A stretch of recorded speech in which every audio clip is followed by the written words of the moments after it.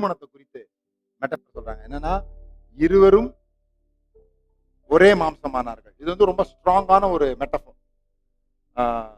ஒரு கருத்தை சொல்வதற்கு ஒரு படத்தை உபயோகப்படுத்துகிற முறை. இப்போ ஏன் அதை அப்படி சொன்னாங்கன்னா, அந்த காலத்துல கணவன் மனைவி எப்படி பார்த்தாங்க? அந்த காலத்துல மட்டும், இன்னைக்கு கூட கணவன் வந்து தோட்டக்காரனும் மனைவி வந்து தோட்டம். இதுதான் விஷயம்.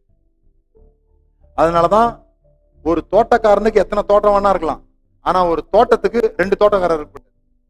புரிஞ்சவங்க பாக்கியவான்கள், புரியாதவங்க.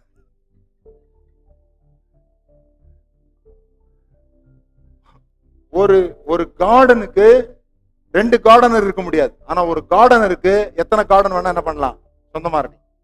சோ ஒரு கார்டன் கனி கொடுக்கல, ஒரு கார்டன்ல விளையவே இல்லை, அது நன்சையும் இல்லை புன்சையும் இல்லைன்னா, இவர் அதை புன் செஞ்சுட்டு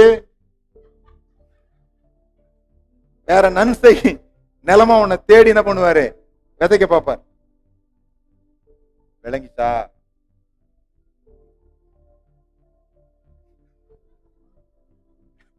அந்த கான்செப்ட் இன்னும் நம்ம ஆம்பளைங்களுக்குள்ள இருக்குது. அந்த வெளி உள்ள கலாச்சாரம் அப்படி இருக்குது, தோட்டம். அதனால ஆம்பளைங்க வந்து இப்படி இருக்கிறாங்க அப்படின்ற மாதிரி. அத நெகேட் பண்றதுக்காக, அப்படி இல்ல, ஆணும் பெண்ணும் என்னது ஒரே மாம்சம் அப்படின்னு சொல்றதுக்காக தான் பைபிள் வந்து என்ன பண்ணுது, இதை சொல்லுது. நீங்க 2 பேரும் ஒட்டிட்டீங்க, இனி என்ன பண்ண முடியாது, பிரிக்க முடியாது. ஏன்னா பெண்கள் வந்து அந்த காலத்துல பொருளாதான் பார்க்கப்பட்டாங்க, ஒரு ஒரு ஷோகேஸ்ல வைக்கிற பொம்மைங்க மாதிரி. ஒரு ராஜா ஏன் நிறைய பேரை கல்யாணம் பண்றாரு? அவருக்கு வந்து நிறைய பெண்களோட கூட உறவு கொள்ளணும் அப்படின்னு இன்னைக்கு சில பேர் யோசிக்கிறாங்க இல்லையா? அந்த மாதிரிலாம் கிடையாது. சில பேரெல்லாம் கல்யாணம் பண்ணி பாருங்க, எஸ்தரை 6 மாசம் குளிப்பாட்டி ஸ்னோ போட்டு அதுக்கு அவ்வளவு செலவு பண்ணி இன்னும் அவர் எஸ்தரை அழைக்காமல் இருந்தான். என்னையா இது, ஏன்டா கல்யாணம் பண்ண? ஏன்னா கல்யாணம் பண்றது அது கிடையாது. நம்ம தான் அப்படி யோசிக்கிறோம், அவங்களுக்கு அப்படி கிடையாது. அவங்க வேற நாட்டு ராஜாவோட சண்டை போடக்கூடாதுன்னா உடனே ஓகே கொண்டு வா அப்படின்ட்டு பிசினஸ் பார்ட்னர் மாதிரி. அது மாத்திரம் இல்லாம, நான் ஒரு நாள் படிச்சுட்டு இருக்கும்போது சாராளை பத்தி படிச்சுட்டு இருந்தேன். சாராள் எப்படி இருந்தாலாம், சௌந்தரியம் உள்ளவளா இருந்தாலும் போட்டு, சௌந்தரியம். ஆனா இது 90 வயசு கிழவி, அப்படின்னு சௌந்தரியம் அப்படின்னு பார்த்தா, அது ராஜாவுக்கு எவ்வளவு பேர் கிடைப்பாங்க, 90 வயசு பாட்டி ஏன் அவர் தூக்கிட்டு போனோம் அப்படின்ட்டு தேடினா, சௌந்தரியம்னா வெள்ளத்தோல் போல். அதாவது அந்த நாட்டுல இல்லாத கலர் இந்த அம்மா. அந்த மாதிரி இந்த நாட்டு ராஜா எல்லா நாட்டு காயினையும் கலெக்ட் பண்ற மாதிரி ஒரு நாட்டு ராஜானா, எல்லா நாட்டுல இருந்து பொம்பளைங்களை கொண்டு வந்து வைக்கிறது. அது இந்த லேடி இல்லாம இருந்திருக்கு, இந்த நாட்டு லேடி இல்லாம இருந்திருக்கு, அதனால பிடிச்சு கொண்டு வந்து உள்ள வச்சிருக்கிறான். விளங்குதா உங்களுக்கு? சோ அந்த ப்ராப்பர்ட்டி மைண்ட் செட்ல இருந்து மாத்துறது தான்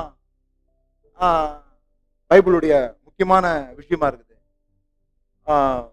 நீங்க பாத்தீங்கன்னா தெரியும், மனிதனுடைய கலாச்சாரம் எவ்வளவு ஸ்ட்ராங்கானது, அவனுடைய ட்ரெடிஷன் எவ்வளவு ஸ்ட்ராங்கானது. நோவா பேழைக்குள்ள போகும்போது பைபிள் இப்படி எழுதியிருக்குது, நோவாவும் அவன் குமாரரும் பேழைக்குள் பிரவேசித்தார்கள், பின்பு நோவாவின் மனைவியும் அவன் குமாரரின் மனைவியும் உட்பிரவேசித்தார்கள். யார்? நோவா. பின்னால யாரு? வெள்ளம் வந்து அடிச்சுட்டு போனா போட்டோம், நம்ம தப்பிச்சுக்கலாம் வந்துட்டானுங்க போல் இருக்கு. பொம்பளைங்க பின்னால வர்றாங்க, ஆம்பளைங்க என்ன பண்ணிட்டாங்க, முன்னால போயிட்டாங்க. இப்போ ஆண்டவர் உள்ள போய் வெளியே அனுப்பும் போது சொல்றார் எப்படி வெளியே வரணும்ட்டு. நோவாட்ட பார்த்து சொல்றார், நோவா நீயும் உன் மனைவியும் முதலாவது வெளியே வாங்க, பின்பு உன் குமாரரும் அவன் மனைவியும் வெளியே வரட்டும், அப்படியே சொல்றாரு ஆண்டவர். அதுக்கப்புறம் அவங்க வெளியே வர்றாங்க. எப்படி தெரியுமா வெளியே வர்றாங்க? நோவாவும் அவன் குமாரரும் முதலாவது வெளியே வந்தார்கள், பின்பு நோவாவின் மனைவியும் அவன். ஆண்டவர் நினைச்சா கூட மாத்த முடியல. அததான் இயேசு சொன்னாரு, உங்கள் பாரம்பரியத்தினாலே தேவனுடைய வார்த்தையை அவமாக்குகிறீர்கள். அது இங்கிலீஷ்ல ட்ரெடிஷன் தேவனுடைய வார்த்தையை பவர்லெஸ்ஸா மாத்துதுன்னு போட்டு. ட்ரெடிஷனுக்கு அவ்வளவு பெரிய வல்லம் இருக்கு. அந்த ட்ரெடிஷனை தான் கேள்வி கேட்கும்படியாக ஆண்டவர் சொல்றார்.